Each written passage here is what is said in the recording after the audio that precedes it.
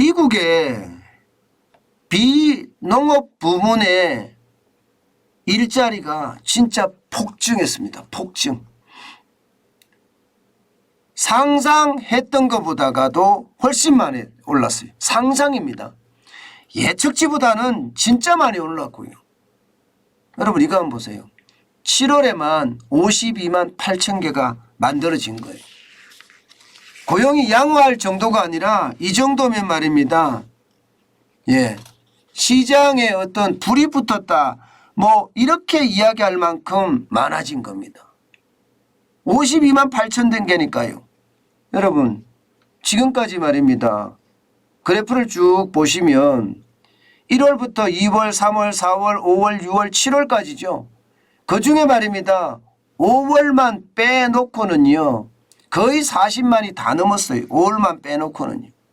6월에도 37만 2천 개의 어떤 일자리가 만들어졌을 정도거든요. 그 정도로 말입니다. 일자리는 굉장히 늘어나고 지난 2월에 75만 개가 만들어졌을 때 미국은 일자리가 양호하다. 심지어 말입니다. 제닛 옐린 미 재무장관은요. 일자리가 양호하기 때문에 미국 경제는 침체가 아니다. 심지어 말입니다. 조 바이든 대통령까지 미국 경제는 지금처럼 금리를 올려도 경착륙으로 안 간다. 연착륙이 된다. 이렇게 말한 게 지금 지표로 증명이 된 것 같아요. 저도 여러분에게 이 말씀을 드렸습니다. 일자리가 36만 개, 37만 개 이렇게 30만 개 넘게 계속해서 일어난다는 것은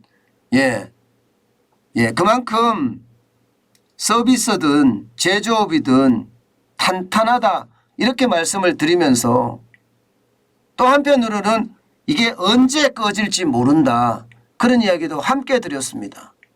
그런데 7월 기준으로 52만 8천 개의 일자리가 늘어났으니 이것은 말입니다. 충격입니다. 사실 말입니다. 시장에서 예측치는요. 월스트리트 저널에서 예측한 것은요.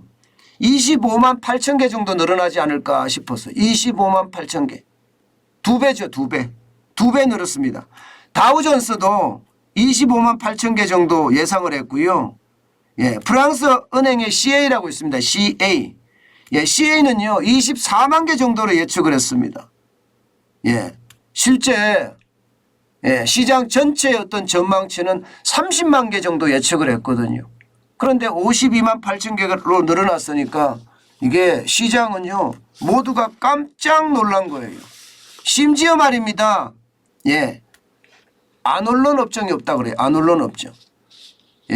이게 사무 서비스직에서도 8만 9천 개가 늘었고요. 레저나 적계급에서도 9만 6천 개. 보건의료 쪽에서도 7만 개. 건설업에서도 3만 2천 개. 심지어 말입니다. 제조업 분야에서도 3만 개가 늘어났습니다. 그러니까 시장은요. 이게 깜짝 놀라면서 그 다음 단계가 뭐지? 이렇게 될 수밖에 없습니다. 게다가 말입니다. 실업률도 3.5% 유지했습니다. 3.5%. 3.5%의 실업률이면 여러분 알다시피 완전 고용 상태입니다. 이게 3%에서 4% 사이까지 가면 사이에 중간 지점이 사실은 완전 고용이거든요. 그런데 그 중간 지점보다가도 어떻게 생각하면 지금 상황이 좋다 이렇게 이야기할 수가 있습니다. 3.5%니까. 지난달만 하더라도 3.6%거든요. 그런데 3.5%까지 내려왔으니까 완전 고용 상태예요. 이게 비자발적 실업자가 거의 없는 상태. 자발적 실업자만 있는 상태를 완전 고용이라고 이야기하는데 실제 완전 고용이 됐다는 겁니다. 자, 이렇게 되면 시장은 어떻게 변할까요? 시장은요. 지금 여러분도 아시는 것처럼 또 한 번의 금리 인상이 굉장히 심하게 될 거라고 예상을 하고 있습니다. 자, 여러분 이거 한번 보세요.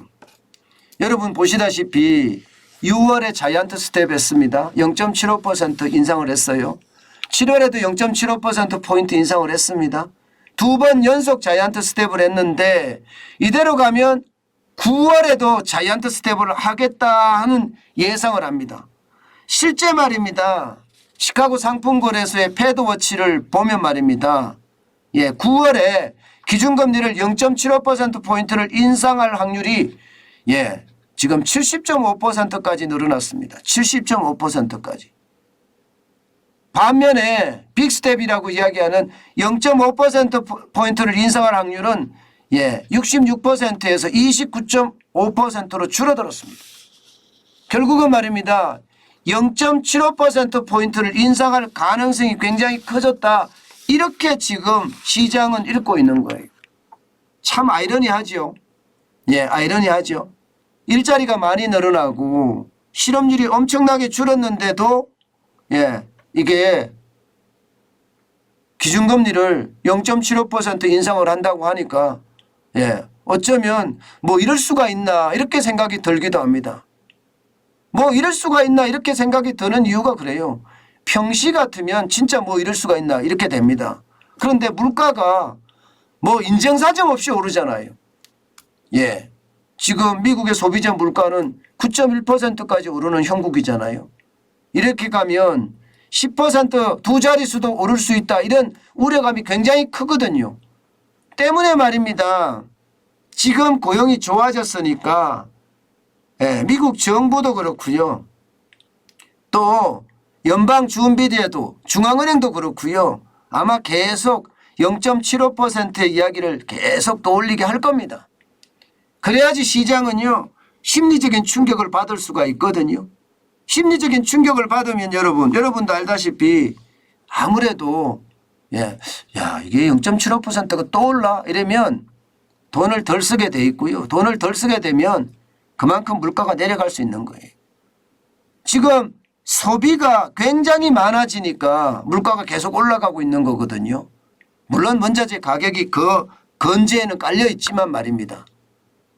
그렇다고 하더라도 이게 자이언트 스텝이라는 어떤 강력한 심리적 충격이 아마 시장을 어느 정도까지 줄 거고요.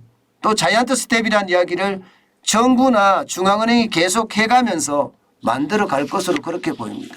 그래서 이제 오늘 시장은요, 여러분, 시장 한번 보세요. 이게 고용이 서프라이즈라고 이야기할 만큼 엄청난데 시장은요, 지지부진했습니다. 오늘 다우산업지수는 0.23 오르는데 그쳤습니다. 시장은 오히려 떨어졌습니다. 76.65가 상승을 했고요. 32,803.47을 기록했습니다. 왜 그럴까요? 금리가 오른다고 하니까 금리가 오를 가능성이 있다고 하니까 국채금리가 다 올라갔겠죠. 국채금리가 다 올라가니까 어이구 이게 뭐야. 또 시장에 침체가 올 수도 있겠네. 뭐 그런 예상까지 하게 되는 거죠. 그 바람에 다우산업지수도 0.23% 떨어졌고요.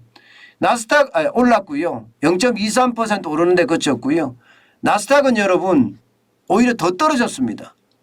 이게 그야말로 나스닥이 최고치 올라간다 이렇게 오늘 예상을 했는데 오늘 시장은 보면요. 0.5%가 떨어져서 63.02가 빠졌습니다. 그래서 12,657.56을 기록을 했습니다. 결국 말입니다. 이게 고용이 좋아지고 실업률이 낮아졌는데도 미국 중앙은행의 어떤 금리 인상에 대한 공포가 커지면서 시장에는 굉장히 영향을 많이 받았다. 이렇게 얘기할 수가 있을 것 같습니다. 이것을 보면 여러분 금리 인상에 대한 공포는요. 저는 굉장히 크다고 생각을 합니다. 그만큼 이자에 대한 부담이 커지고 이자에 대한 부담이 커지면 삶에도 그만큼 지장을 받으니까 아마 그렇지 않을까 저는 그렇게 생각을 합니다. 시장은 참 요상하죠.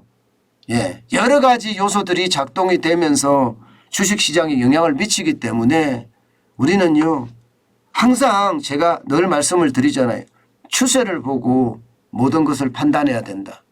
하나의 지표만 보고 판단하면요 오류에 빠지기 쉽거든요.